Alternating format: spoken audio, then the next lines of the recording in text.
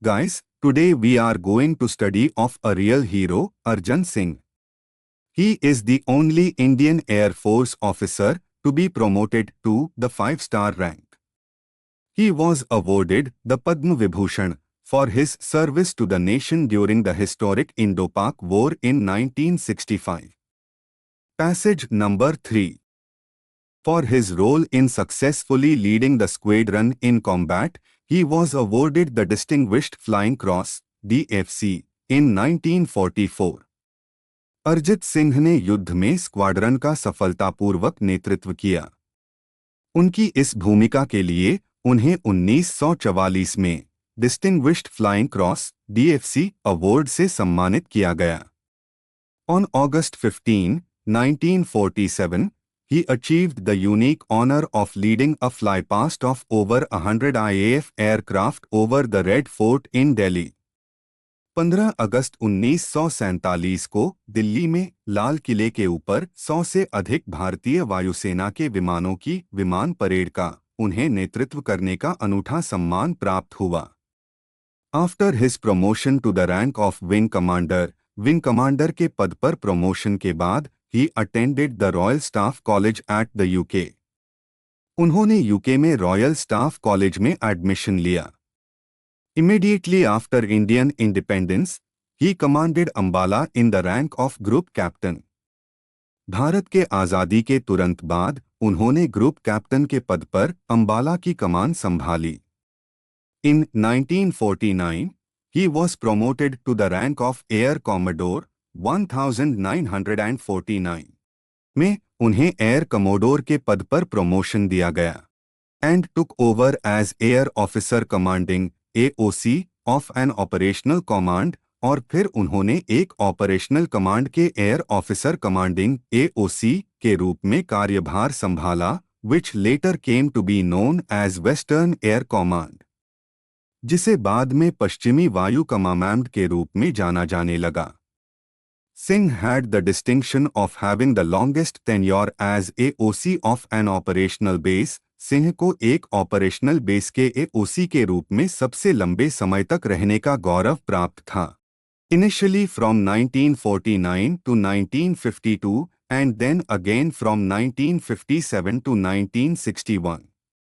शुरुआत में 1949 से 1952 और फिर 1957 से 1961 तक ऑपरेशनल बेस के AOC के रूप वे बने रहे।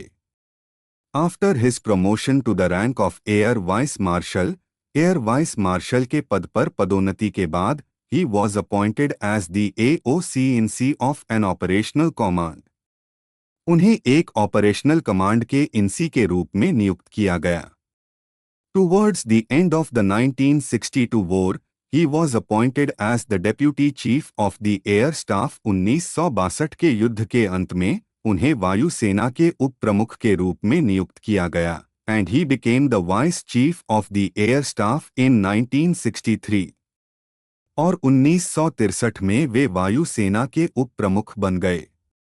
He was the overall commander of the Joint Air Training Exercise शिक्षा held between IAF, RAF, Royal Air Force and RAAF, Royal Australian Air Force।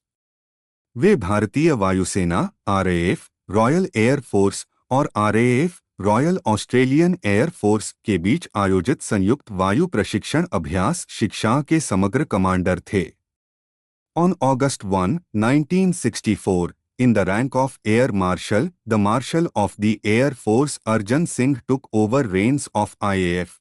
1 अगस्त 1964 को एयर मार्शल के पद पर वायुसेना के मार्शल अर्जन सिंह ने भारतीय वायुसेना की बागडोर संभाली at a time when it was still rebuilding itself. उस समय जब वायुसेना भी खुद को पुनर्निर्माण कर रही थी and was gearing up to meet new challenges और नई चुनौतियों का सामना करने के लिए तैयार हो रही थी।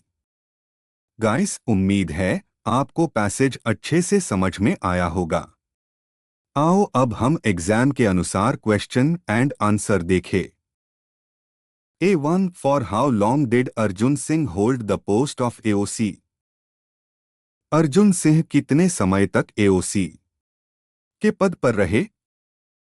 Answer Arjun Singh held the post of the AOC for 7 years, initially from 1949 to 1952 and then again from 1957 to 1961.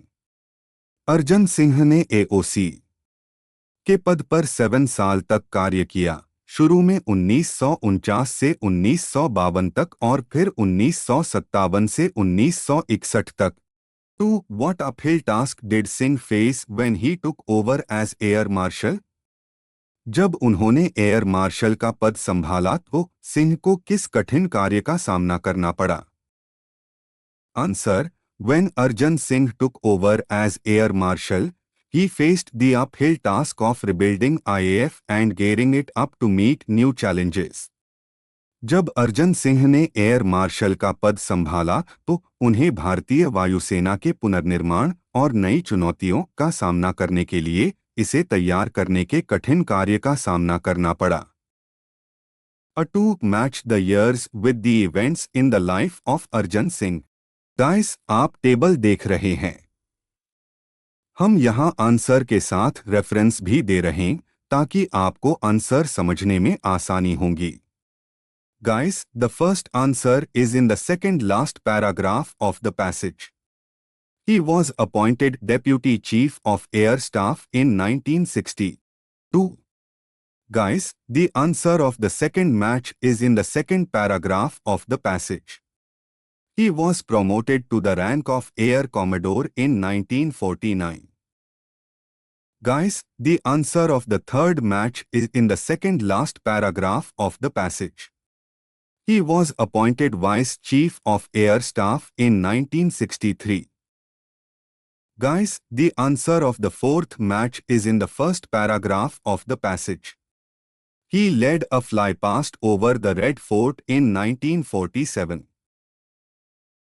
A3. Replace the underlined words phrases with the appropriate ones to retain the proper meaning. Be the epitome of gear up.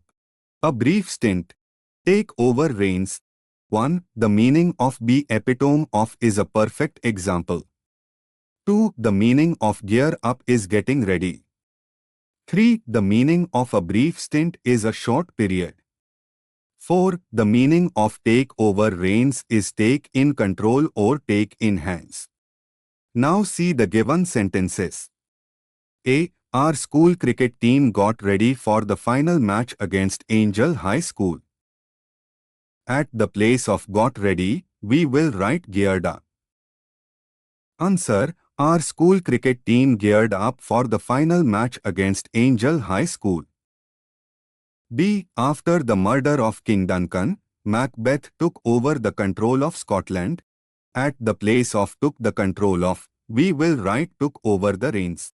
Answer: After the murder of King Duncan, Macbeth took over the reins of Scotland. A4. 1. Singh had the distinction of having the longest tenure as AOC of an operational base. Choose the correct tail tag. Had he? B. Had Singh. C. Hadn't he? D. Hadn't Singh. Guys, question tag का खास video हमने upload किया हुआ है. उसकी link भी description में दी हुई है. आप उस वीडियो को जरूर देखो ताकि आप आसानी से क्वेश्चन टैग बनाएंगे. यहां पर हमने शॉर्ट में एक्सप्लेन किया है.